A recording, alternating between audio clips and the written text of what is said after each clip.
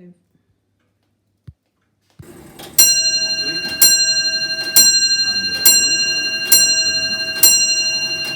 to Fleece TV. This was on a chilly April evening. Got the fire going though, so gonna have a nice warm while I'm sat here. Been running about delivering a few pizzas tonight, so hence the reason for being late. We've been doing quite a few articles this week on the way Bretforton's response has been to the COVID crisis. So that's a message from our sponsors. So we're going to be talking in a very short while to Chris Bookham, who is the chairman of the Village Community Shop Committee. And a little later on, we're going to be going on the farm with Tom Appleby.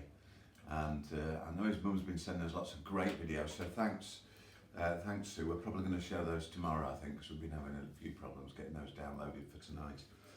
But for now, let me put you over to the interview I did a little earlier with sporting a very lovely shop apron, Mr. Chris Bookham.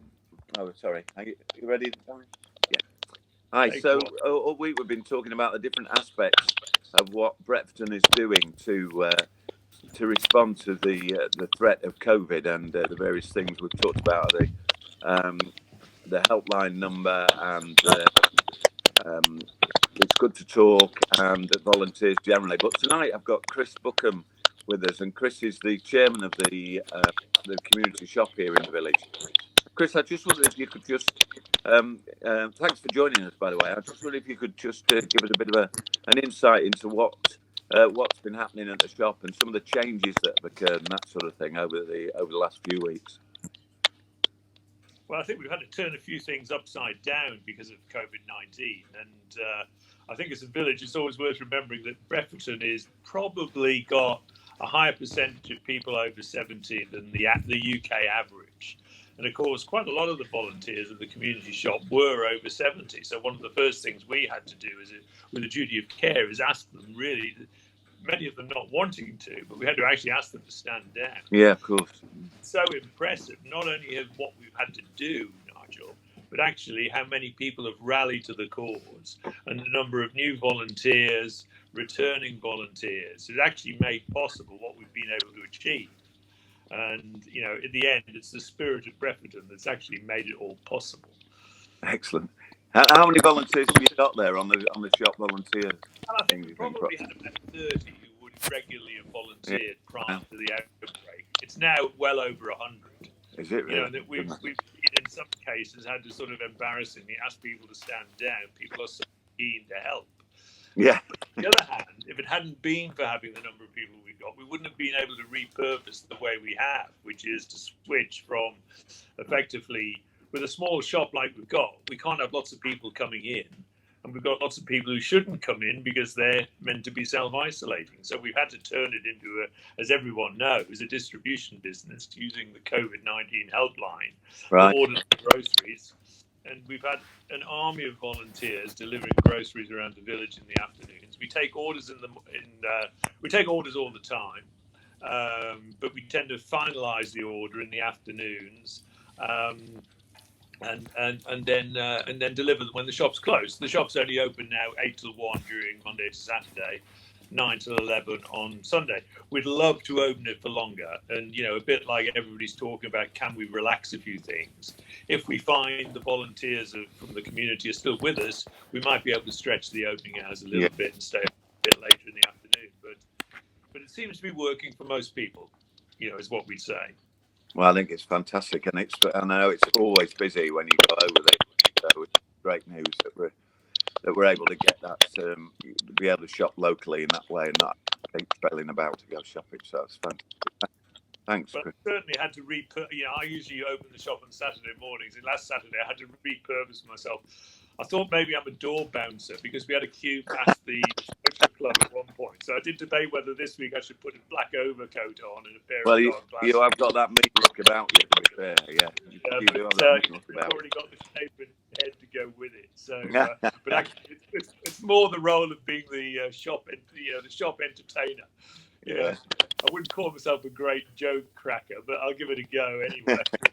If we can Anyway, I did have a bone to pick with you while you're on because on a Thursday you used to come in with a cup with Dave and Phil and have a beer, and I understand you're still doing that virtually, but you've never invited me for a drink with you. You know, is there what you're trying to tell me? Well, actually, you're right to pick the bone, Nigel. Only last night we were saying. In fact, only last night my cousin Ian was saying to me, "How come Nigel doesn't join?" There you go. So, because I've got no jalapeno crisps. It has been noted, particularly the bottle of Lafroig that would often accompany your entrance. All right. Okay, Chris. Thanks very much for joining us tonight, and maybe we can catch up with you again another time. Thank you very much. All right, you're very welcome. Take care. Bye. Cheers. Bye. Hello, and welcome back. Thanks, Chris, for that insight into what's happening with the shop. You hear the phone ringing, and that just shows we are live here at the Fleece Inn, and the phone's working again, which is amazing. Although that would have a bit of budging, it's got to be said. Just a few people who's come along and said hello. Not a night for the garden, says Andy Canning. Nevertheless, the show must go on. Yes, good point indeed. Nicola Appleby's with us. Nicola, I'm sorry your pizza's going to be late. Sorry. And Kentish Nigel Hewitt, thanks for joining us again, Nigel, tonight.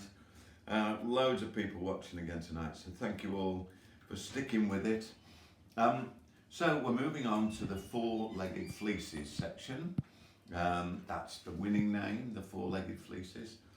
So we have Casper, Tracy's Casper, and Kate's Coco.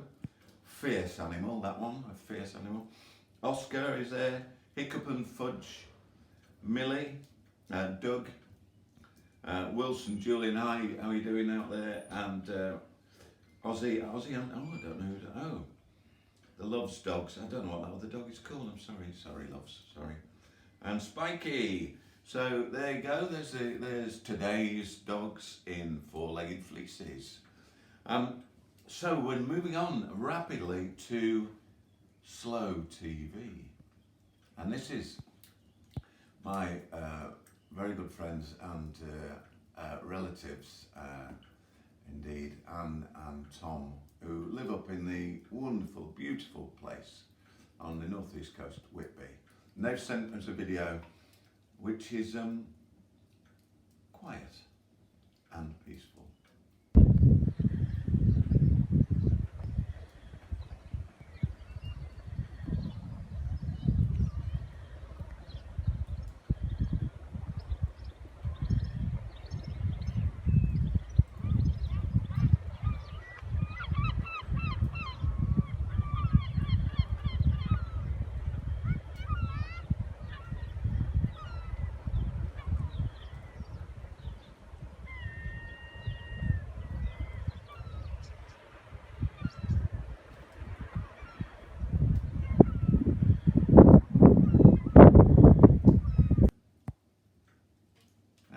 Welcome back. Thank you so much for that video. Girl Whitby is one of my favourite ever places, and not a lot of people about there, oddly enough. It'd be lovely to be up there just now. I see that Sarah Spriggett says there's some weird noises coming through. Maybe that's just my voice, Sarah, I don't know. Glenn's watching. Hi Glenn, he's up in Whitby, so hi Glenn, how are you doing? Anya says typical Sing in the Spring weather, and it's actually would have been our Sing in the Spring weekend this weekend. And we will be doing some sing around stuff with our friend Graham Knight, who's also watching, and he's going to do a bit of work with us tomorrow. I hope to put a few songs out, maybe as a special, Sing in the Spring special. Yeah, so but there's a lot of people saying they're missing the Sing in the Spring. There we go. And my friend Kevin Bowmaster, hi Kev, how you doing, mate? It's lovely to see so many of you tuning in to our amazing TV experience. Now, what I what I was going to do now, we talked about Farming Friday, and I said to you earlier that Sue Appleby, one of our good friends, Sue Appleby, has sent a load of videos which we've not been able to download properly. So we're going to try and fit one or two of those into tomorrow night to show it. But for now, earlier on today, I filmed son Tom Appleby out on the farm. Hi, Tom. How are you today? Not too bad. How are you, Nigel? All right, thanks. Yeah. Just for those of you, in the unlikely event there's anybody who doesn't know who you are, do you want to just say who you are and what you do with Brett and that sort of thing? Well, for those who don't know, I'm the farmer, the local dairy farmer. So if you haven't seen me before, you've probably smelt me if you've ever visited. Yeah. We're situated very close to the pub, probably too close for Nigel's liking on occasions. Just behind the pub, and we continue up Back Lane, if you're familiar with it, all the way basically to Willersey and almost to Saintbury and Western Subbage, which are villages towards the foothills of the Cotswolds. And how many head of cattle have you got? Well, as you see, there's about 420 behind me. Wow. But there's another 200 back in the shed. Emily's going to pan round and show you them all happily grazing. Is she going to do that in slow motion there? Yeah. A bit of slow motion. No, I couldn't help that. That's yeah. We love to milk the cow, Joe. Yeah, absolutely. Yeah, a couple of dogs as well. Yeah. You've got a puppy, haven't you? What's the puppy called? We've got Minnie, who's familiarising herself with one of our cows. Yeah. And you can just about see in shop Minnie. Mabel. No, sorry, Mabel. Mabel's over there, and Minnie's somewhere in shop. That's Mum. Excellent. And what's how are things since we've had all this lockdown and things? How has that affected you? Well, if ever there was an industry that's not affected, or as little affected as possible, it would be us, Nige. You know, we're the sort of polar opposite to you, really. You know, you've had to sort of completely stop all business activity, whereas, as you know, with farming, the grass keeps growing and the cows still need to be milked and people still need to be fed. So, you know, as much as we have to sort of respect the rules, we've continued pretty much unaffected. I guess the biggest problem for a lot of dairy farmers is if you're supplying milk into the food service sector, the market for your milk is gone. Oh yes, that's sort of the restaurant trade and what I do there. Yeah, food service, pubs, restaurants, hotels, etc. Which, you know, if they're not open, they're not selling teas, coffees, cakes, and things that need dairy.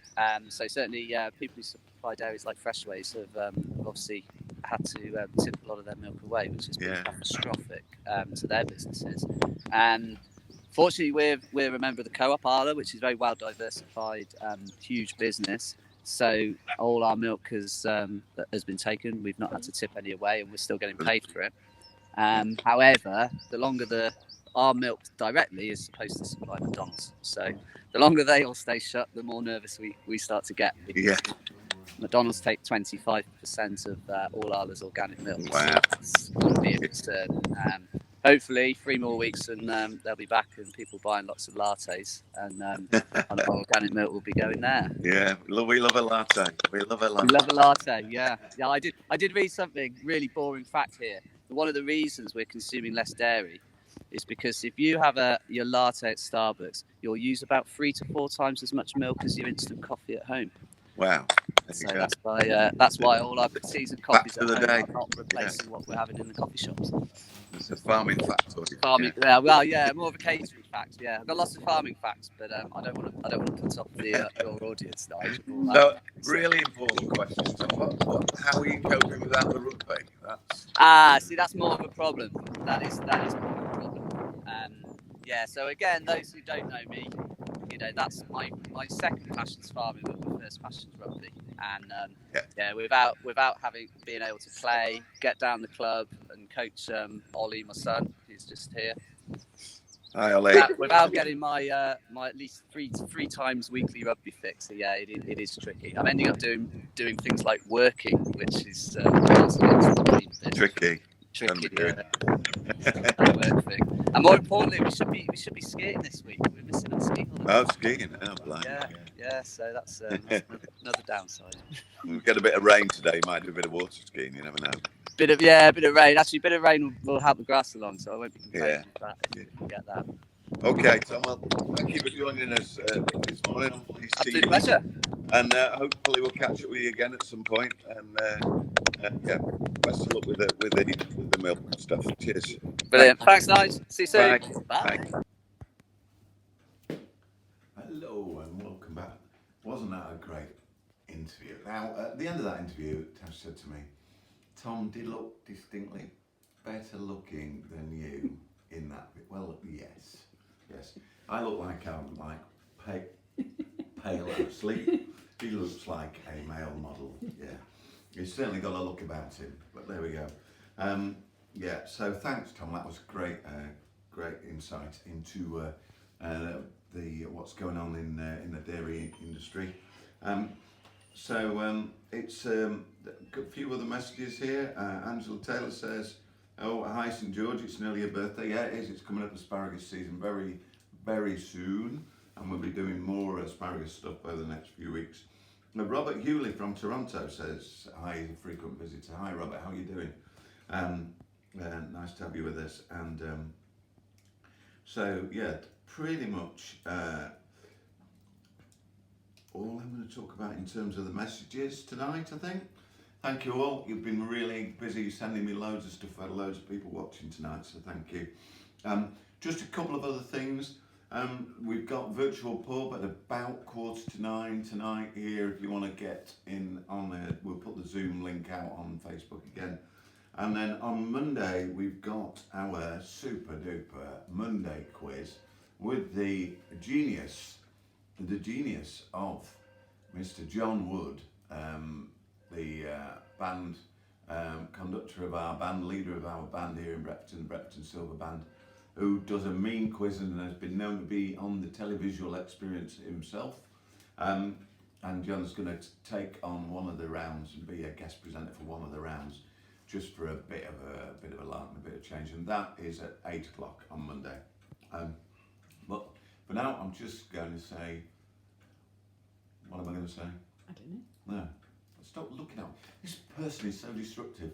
She's no idea how I can't actually lip read. It's just, oh my God.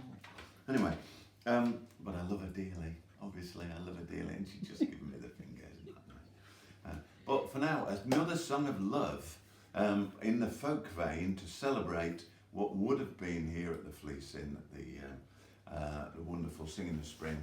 It's pretty quick and dandy, so and it's a song set in the mills of Yorkshire. It's called Lily Armitage. So, I married Lily Armitage a year ago last June. She left me in September and it weren't a day too soon. She left me for a weaver that works at Prospect Mill, and now they're living up at Brush at top of Chapel Hill. But she was such a fine lass, I would not be said. If I had me time to come again, I never would be wed. The first time that I took her out, she fetched her dad along. She were so very fond of him, she kissed him all night long.